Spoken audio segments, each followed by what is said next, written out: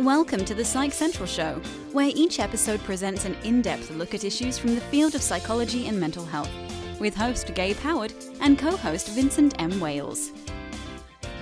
Hello everyone and welcome to the Psych Central Show. My name is Michelle Hammer and I'll be your guest host for the 100th episode spectacular.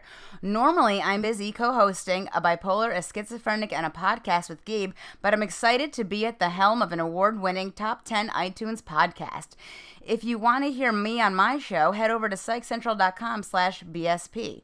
Today's guests need no introduction because they are the normal-ish hosts, Gabe Howard and Vincent M. Wells. Welcome to the show! So, I know I kind of said that you guys don't need an introduction, but I think you guys should introduce yourselves anyway. Who are Gabe and Vin? You don't know? Yeah, we're the hosts of the Psych Central Show. Well, introduce yourself anyway. My co-host is Vincent M. Wales, who is a speculative fiction author and my good friend. I've known him for a long time, and that's who he is. That's who I am. Okay. Yes, he's also from California. I'm not from California. I live in California, but I'm from Pennsylvania, as you know. As am I. Okay. Well, my co-host is Gabe Howard, who is also from Pennsylvania, who is a rather impressive advocate for the mentally ill. I guess that would include me. So, Gabe, step it up. Speak for me, man. I'm trying. As you know, I do most of the speaking. So. True enough. All right, guys. So I gotta know, how did this whole podcast thing happen? I mean, did you guys just wake up one day and be like, hey, let's make a podcast? Like, how did this whole Psych Central podcast happen? That story really begins with me. I got to represent PsychCentral.com in real life at a mental health conference. And while I was there, somebody came over to me and asked if they could interview me about PsychCentral.com and put it on, ironically, their podcast. And I wasn't sure that that was something that I had permission from Psych Central to do. So I said, here's the deal. I will record it, I'll answer your questions, etc., and then you could give me a copy of that. I will email it to Dr. John Grohol, the editor-in-chief of PsychCentral.com, and he'll approve it. If he approves it, you can play it. If he doesn't approve it, then, poof, this can't happen. All of that went well. I sent it over to John, and he liked it, and he approved it, and let the gentleman use it. And I wrote back, and I said, see, Psych Central needs a podcast. I was kidding. I'm just kind of a smart aleck, especially in emails, especially late at night. And John wrote back and said that he thought it was a good idea and to write him up a proposal for a mental health podcast. And that's what I did. I learned from a lot of people that finding guests was difficult. And I thought to myself, what happens if I can't find a guest? Because like blogging, you need to have consistency. You need to have episodes come out every week at the same time. And I didn't want to not be able to do a show because I couldn't find a guest. I also realized this was a lot of hard work, so I wanted a co-host. And I looked for a co-host, but listen, co-hosts are hard to find. It was a podcast. Not a lot of people have heard of podcasts. It was uncharted territory. Nobody knew what to expect. And frankly, it paid almost nothing. I mean, there was no money at all. So a lot of people said no. A lot of people I was afraid would be unreliable. So eventually I whittled the list down until I got to my good friend Vin. And I'll let him pick up the story from here. Yeah, so Gabe says one day, hey, let's do a podcast. And I said, did you fall and hit your head or something? He did have to talk me into it. I will admit that. I was intrigued from the start, but as Gabe pointed out, it was going to be a lot of work. It was going to be for peanuts, and I wasn't really sure how good it was going to be, how easy it was going to be. But I thought, well, we'll give it a shot, and the rest is kind of history. We stuck with it, and here we are at our 100th episode. Yes. Well, definitely congratulations on making it to 100 episodes. Thank you. Do you guys have a favorite episode that you've done so far? We have probably a several, couple. Probably. Yeah. It's hard to pick just one. Vin, what's your favorite episode? I don't know that I can narrow it down to just one, honestly. There are some that stand out in memory. Of course, the ones that we've done on narcissism were both fascinating and exceedingly popular. Because Gabe is a narcissist? Gabe's no. not quite there yet. Wait, why'd you say yet? That's so mean. My contribution for now. What else, Gabe? What other shows would you think were our favorites? I clearly liked the narcissist episode, but I also liked when we got to sort of interview, like, pseudo celebrities. I mean, we haven't had anybody like ultra cool. I keep reaching out to President Obama's people, but so far they haven't agreed to be on the show, which I'm assuming because he has no mental health issues. I might have better luck, say, with a different administration. But I liked talking to Pete Early. I mean, he was an advocate that I looked up to. I liked talking to Jessie Close. I mean, she's just done really cool things. And of course, I grew up in the 80s, so her sister Glenn Close was also, I was kind of a fanboy. I mean, it was kind of really, really cool. From 101 Dalmatians, right? I completely remember her from 101 Dalmatians and not Fatal Attraction. Not in any way Fatal Attraction. Let me start that over.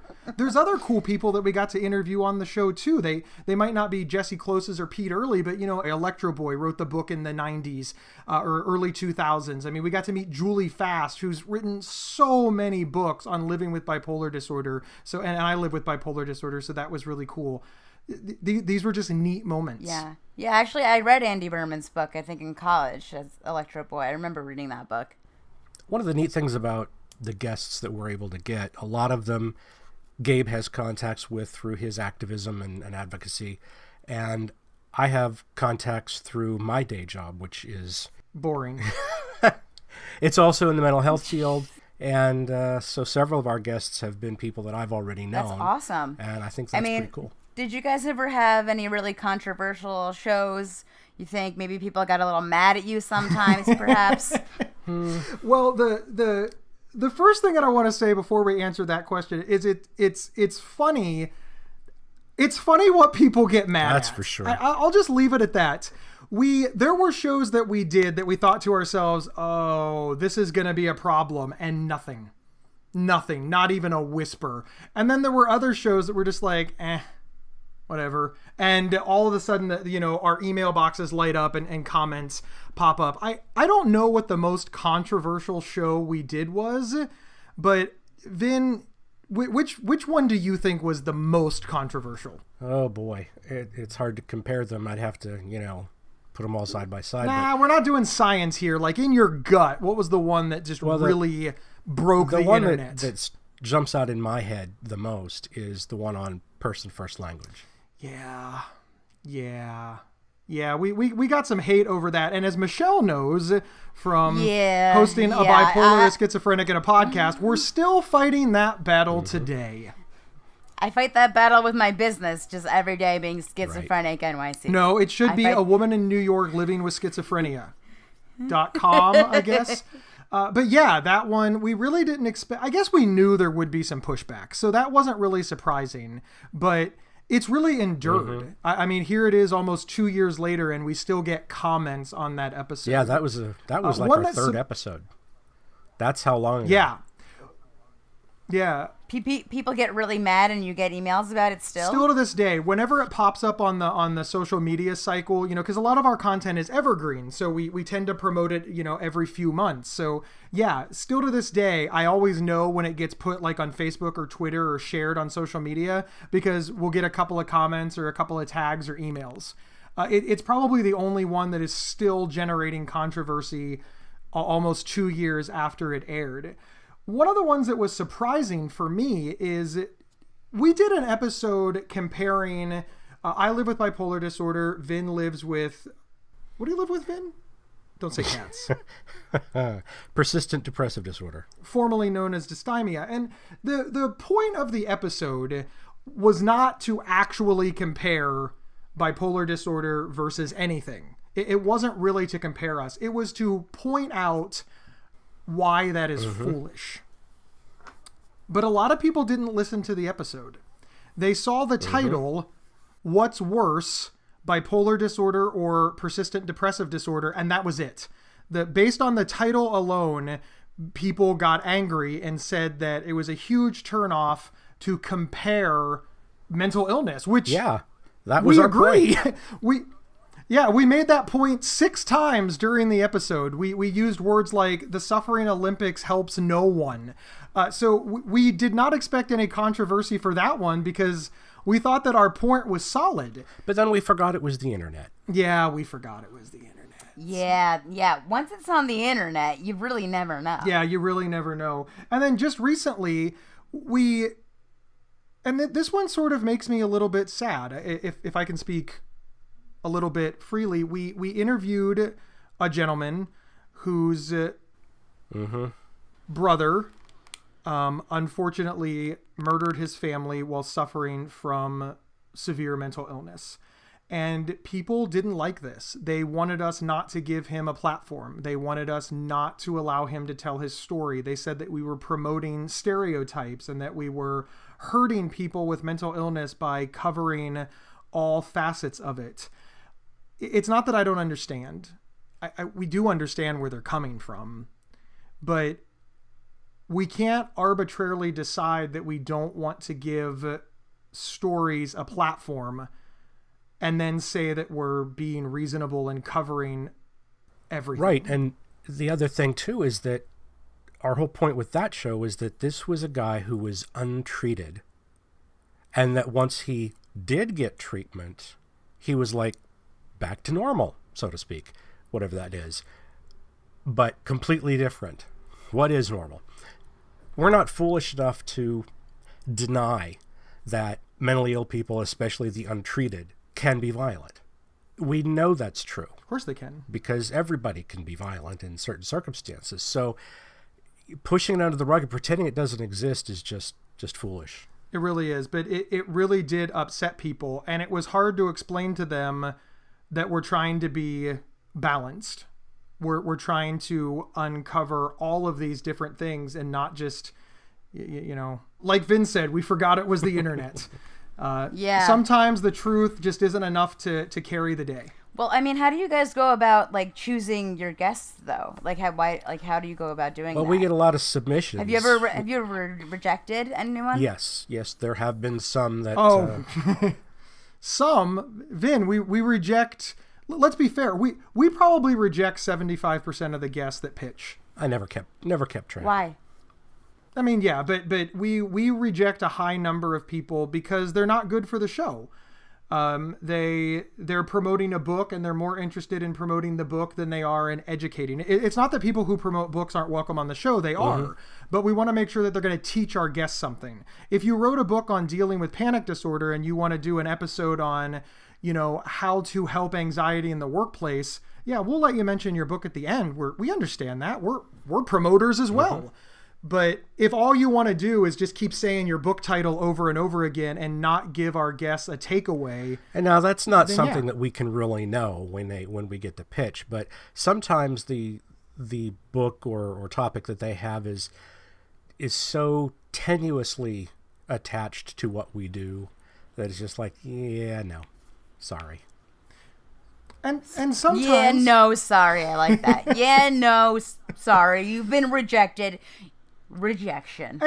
And listen, sometimes, as you know, Michelle, when you pitched to be on the show, so we will not make fun of your pitch for the purposes of what we're talking about, sincerely. Do I know this story? Oh, yeah. Apparently, I wrote a horrible pitch to Gabe. He said it was like one of the worst pitches ever that he's ever gotten. Yeah. Listen, it was terrible. But moving that aside, you had another problem. Even if you would have had a great pitch, we had Tanara Simpson, a woman who lives with schizophrenia, on the show. We had Rachel Starr, a woman who lives with schizophrenia, on the show. And then when I met you, Michelle Hammer, and I absolutely think you're fantastic, as history has proven, what were we going to do? Have another episode with a woman who lives with schizophrenia? We were looking for a male's perspective at this point. So even if your pitch would have been fantastic, Michelle, it just wasn't the right time. So no matter what I did, I was not getting on the Psych Central show, was I? Actually, I'd like to point out, you're on the Psych Central show right now. I made it somehow. I still made it on the and Psych not even Central as a show, guest. even though I wrote the worst pitch ever, and now I'm hosting. See what things can change? You can write a really bad pitch and then host the show. You succeeded by failing. Yes, that's right. This episode is sponsored by BetterHelp.com. Secure, convenient, and affordable online counseling. All counselors are licensed, accredited professionals. Anything you share is confidential. Schedule secure video or phone sessions, plus chat and text with your therapist whenever you feel it's needed. A month of online therapy often costs less than a single traditional face-to-face session. Go to BetterHelp.com/Psych Central and experience 7 days of free therapy to see if online counseling is right for you. BetterHelp.com/Psych Central. Let's get back to the recording of this show.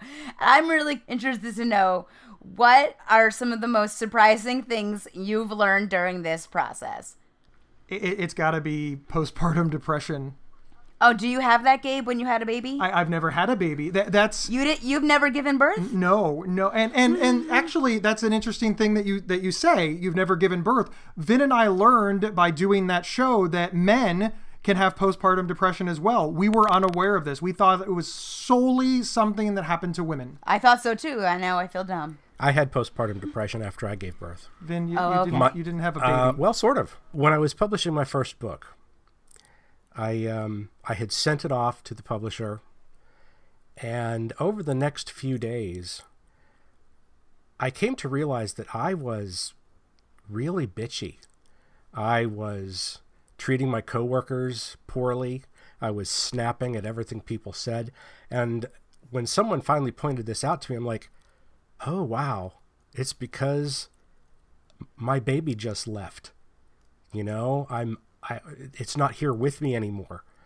Because this was a book I'd been working on for a long time and was tinkering with it every frickin' day practically.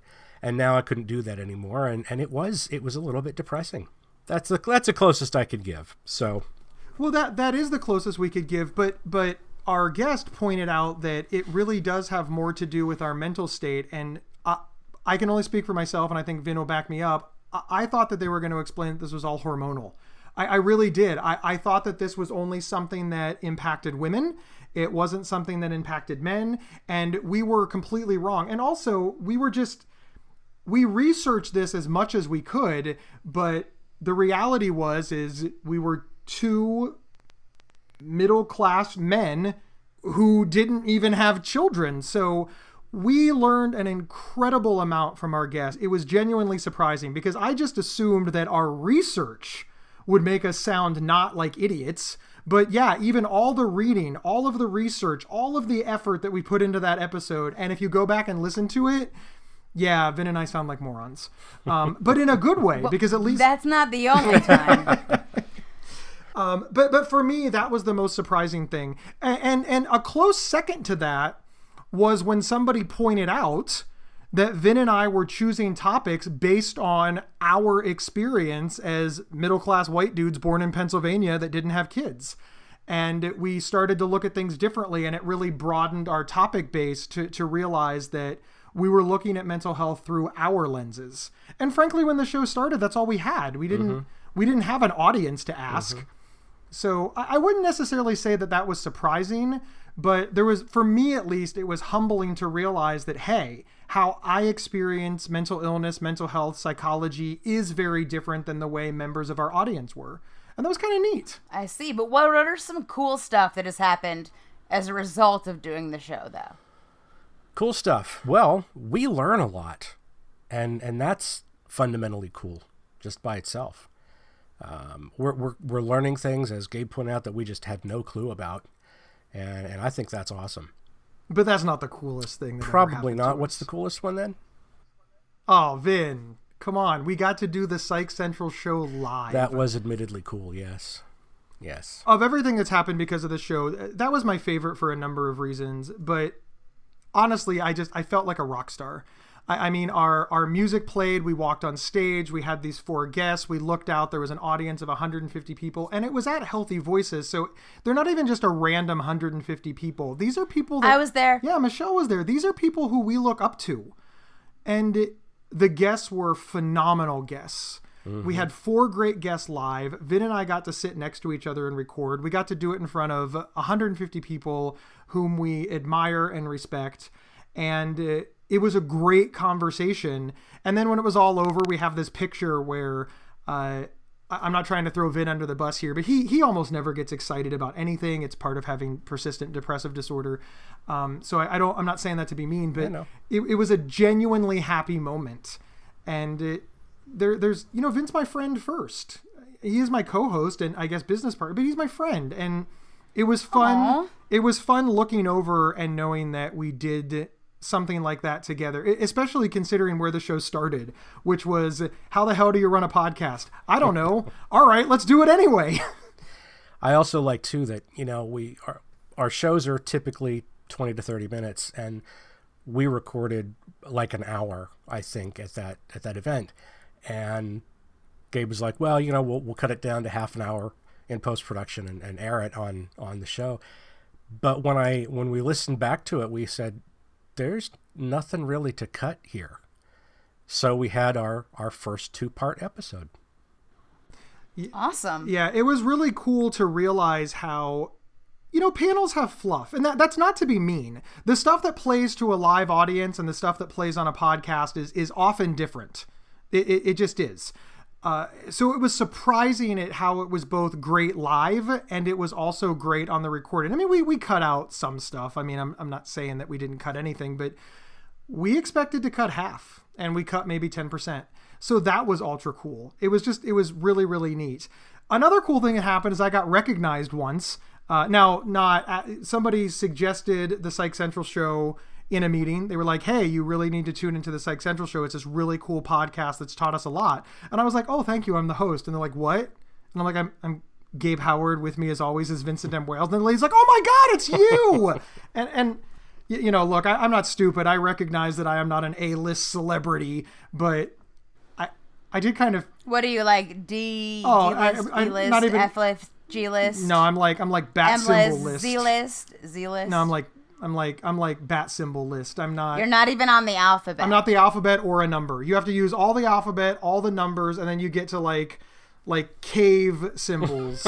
Like that's where I am. That's the list you're on. The cave symbol list. The Rosetta Stone actually has you on the list. Are there any unmet expectations of this show? Listen, we're always chasing numbers. I don't know if I would call it unmet as much as I would say I think we still have a ways to go. I don't think we've peaked. I think the show can reach more people. I think the show can be more popular. I think that people need to learn about mental illness, mental health, and psychology and not be bored and not be talked down to and have language that they understand. And that's the show. And I think there's still more people that need to hear this show. So the next goal is, 20,000 people.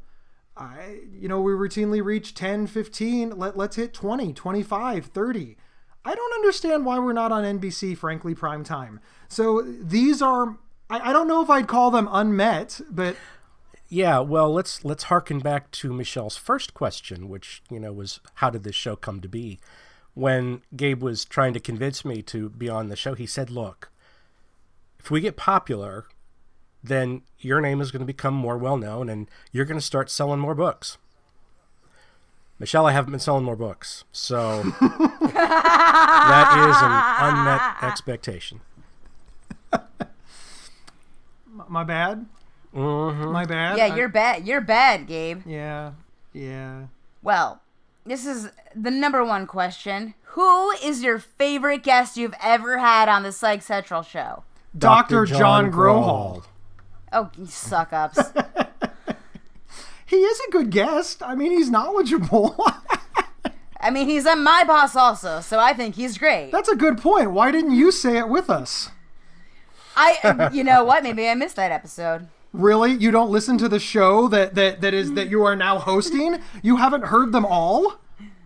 All 100? Yes. Have you heard all 100? Absolutely, yeah. Yeah, I know you're lying because we still have 2 more that have to be released in order for the 100th episode to come out. Who has been your favorite host of the Psych Central Show? Vin. No, me. No, Vin. No, Vin. Yeah. No, me. No, Vin. Vin. Who is your favorite co-host of any podcast you've ever hosted? Vin. Hey! I mean, you're second. Shut up. Second is nothing to be upset about. Second is the first loser. Oh, well then never mind. There is Wow. something to be upset about. You should be upset about that.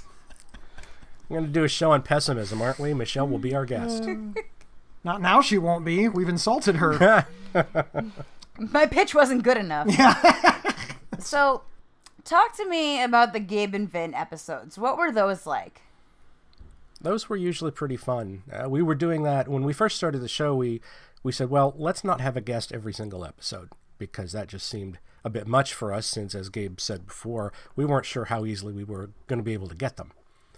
So every other episode, at least, we were doing just a show with the two of us. We'd pick a topic and talk about it. And sometimes we almost always agreed, truthfully, but we tried to look at both sides of things. And I liked them. I really enjoyed doing those. It was just like, sitting with a friend in the living room and chatting. Unfortunately or fortunately, depending on which side of the aisle you're on, I guess, that's really why A Bipolar, a Schizophrenic, and a Podcast had to be born.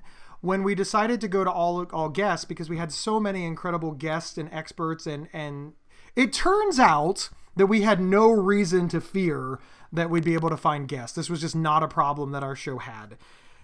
But, it did leave a void. I completely agree with Vin. I, too, was bummed that I lost this forum. I lost the ability to offer my opinion. I lost the ability to talk more. Because when you have a guest on, it's about the guest. You ask questions, you guide the conversation, you facilitate. It's not about Gabe and Vin anymore. It's about our guest.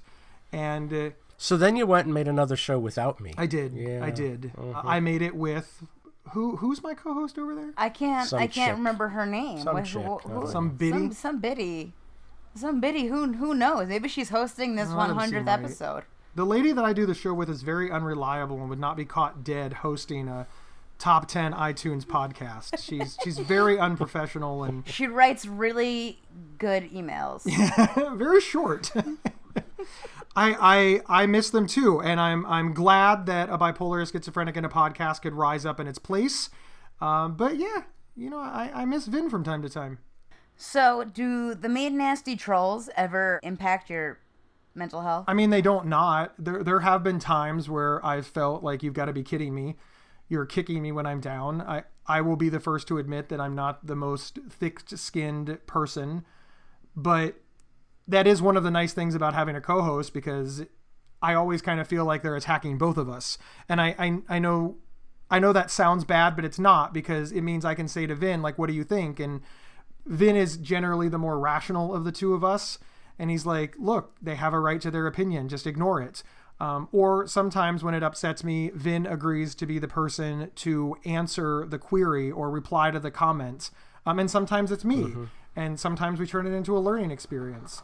I'm not going to say that it never impacts me, because that would just be a lie. But I've been doing this for a long, long time. So you get used to it.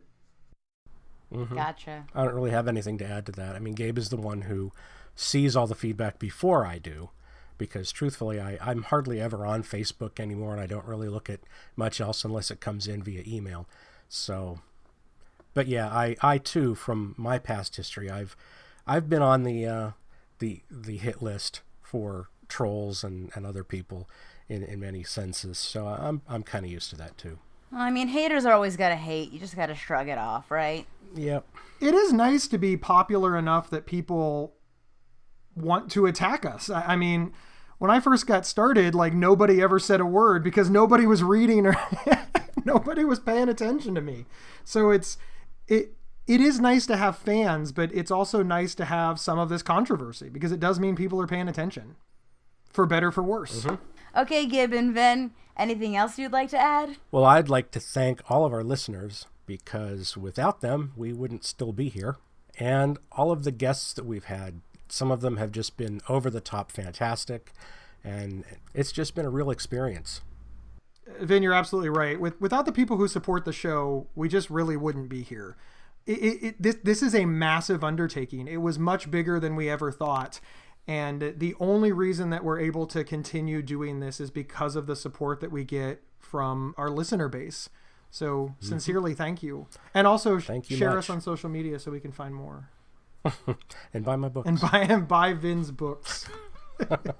Thank you, Gabe and Vin, for being on the show. I'm Michelle Hammer from A Bipolar, Schizophrenic, and a Podcast. Thank you, everyone, for tuning in. Remember, you can get 1 week of free, convenient, affordable, and private online counseling anytime, anywhere by visiting betterhelp.com/psychcentral. Gabe and Vin will see you next week. Thank you for listening to the Psych Central Show. Please rate, review, and subscribe on iTunes or wherever you found this podcast. We encourage you to share our show on social media and with friends and family. Previous episodes can be found at psychcentral.com/show. Psychcentral.com is the internet's oldest and largest independent mental health website. Psych Central is overseen by Dr. John Grohol, a mental health expert and one of the pioneering leaders in online mental health. Our host, Gabe Howard, is an award-winning writer and speaker who travels nationally. You can find more information on Gabe at gabehoward.com. Our co-host, Vincent M. Wales, is a trained suicide prevention crisis counselor and author of several award-winning speculative fiction novels. You can learn more about Vincent at vincentmwales.com. If you have feedback about the show, please email talkback@psychcentral.com.